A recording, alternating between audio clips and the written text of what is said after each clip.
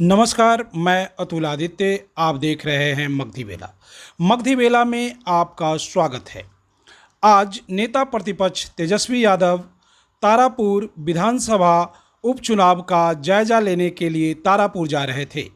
इसी क्रम में बाढ़ प्रखंड के जलगोविंद चौक पर राजद जिला प्रवक्ता मिथिलेश यादव के अगुवाई में राजद कार्यकर्ताओं ने फूल मालाओं से उनका स्वागत किया।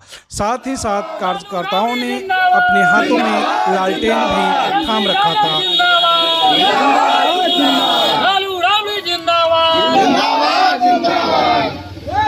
बिहार का सीएम कैसा हो? बिहार का सीएम कैसा हो?